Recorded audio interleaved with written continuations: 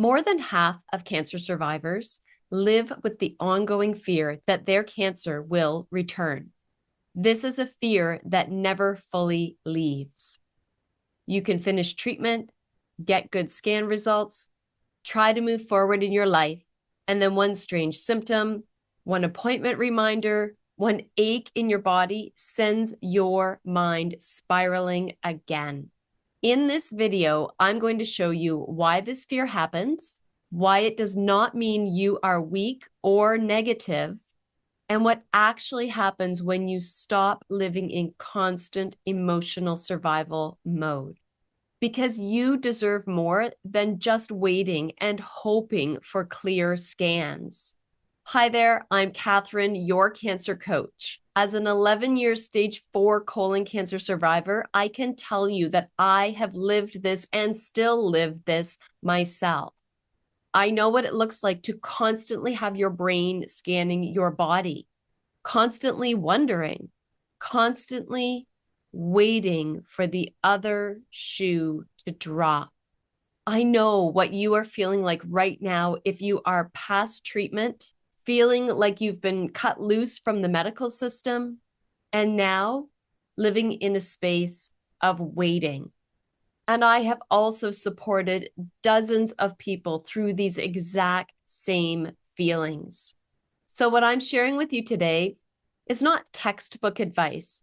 This comes from lived experience, from the real emotional aftermath of cancer that people often feel deeply, but rarely say out loud. One of the hardest parts of cancer is that it's never quite done. You still have appointments and scans, just maybe not as often as you did when you were first diagnosed and in treatment. And it's not just that your body no longer feels predictable, it's that you now know what it looks like to have cancer and to do everything you can to get better. Your mind and body have taken all of the emotions and physical experiences and added them to your life experience catalog. Before cancer, you probably felt a sensation and barely noticed it. Now, a headache becomes fear. Fatigue becomes fear. Pain becomes fear. A scan appointment can wreck your entire week. And the people around you, even though they love you so much, don't realize the damage that they can be doing when they say things like, but your treatment is over, so shouldn't you just feel relieved and move on? The thing is that your nervous system doesn't work like a switch. In my last video, Why You Don't Feel Safe in Your Body Anymore, I shared how cancer teaches your brain that danger can appear out of nowhere. So now your mind stays hyper alert going into that life experience catalog, trying to protect you. That's why scanxiety is so intense. That's why your emotions feel so unpredictable. That's why you can feel okay one day and terrified the next. Here's what often happens. You notice a symptom. Your brain immediately connects it to cancer. Then your nervous system reacts like an emergency is happening right now. And suddenly you're Googling. You can't focus. You feel sick with fear. You're imagining worst case scenarios before you even have information. I call this the fear spiral. This is not irrational. This is what happens when your body has experienced trauma. Your brain is trying to prevent you from ever being blindsided again. But the problem is, when fear becomes constant, you stop fully living and you just start existing between appointments instead of actually living your life. So here is something that you really need to know. The goal is not to eliminate fear completely. I don't think that that's realistic for most people with cancer. The goal is learning how to experience fear. Stay with me here because that might sound a little bit crazy, but it's about learning how to experience fear without letting it completely control your identity, your peace, and your ability to live. Because fear itself is not the enemy. Living trapped inside of fear is. If this conversation is resonating with you and you're realizing how much of your life has been controlled by fear since your cancer diagnosis, I want you to know that you do not have to navigate this alone. I'll link below where you can learn more about working with me and becoming a cancer thriver. But stay with me here because this next part is what started changing things for me personally. What helped me wasn't pretending that fear didn't exist. And it wasn't forcing myself to stay positive all of the time. What helped was learning how to create safety inside of myself again. So I want to share with you a few things that genuinely matter. The first is naming the fear. Instead of spiraling silently, just say it clearly. Right now, I'm scared. Now, I know that sounds simple, but naming fear stops your brain from turning the situation into an undefined catastrophe. The second thing is separating fear from facts. Fear says it's definitely back. Facts say, I noticed a symptom and I don't have any information yet.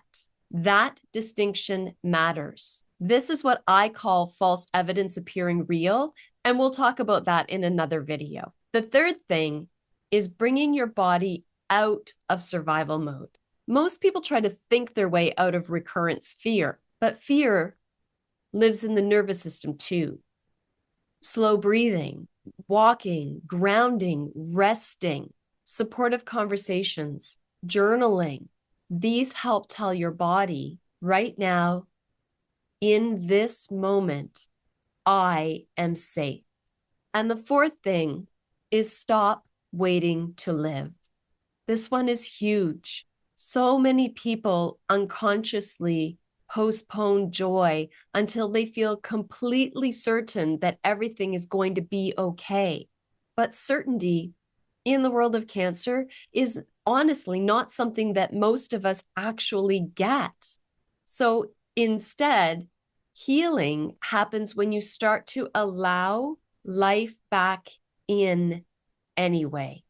I want you to hear this message clearly. Having fear of reoccurrence does not mean that you are failing at healing. It does not mean that you're negative. It certainly doesn't mean that you are weak. And it doesn't mean that you are doing survivorship wrong.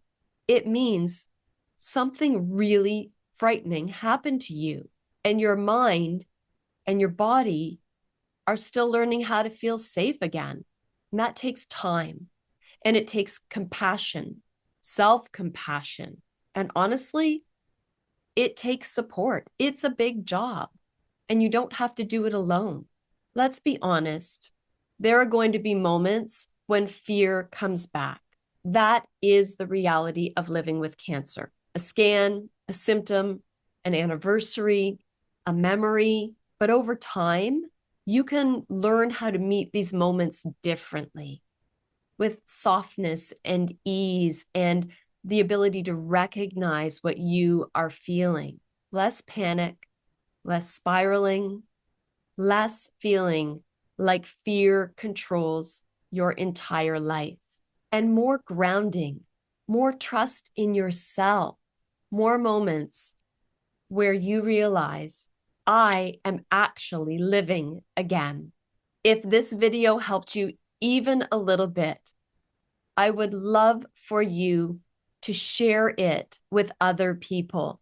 When you share this with someone, they are going to also know someone who is living with cancer and needs support. And the sharing continues and continues as we work together to build a network of people who want support. Because living with cancer can feel very overwhelming, and it's very scary when you are doing it alone. So share this message with other people, like and subscribe, get your name on my email list through the link below, and watch every week for the new video that's coming out that is here for you from me, a cancer survivor and thriver who just wants the same for you. And if you're ready to stop living between appointments, if you're ready to learn how to get out of fear and start rebuilding trust and peace and a life that feels meaningful again, I would love to work with you. I've linked below where you can learn more about how we can work together to create your life as a cancer thriver. And I invite you to go back and watch the video, How to Calm Cancer Overwhelm When Everything Feels Like Too Much, because these two topics are very connected. I'll see you in the next video.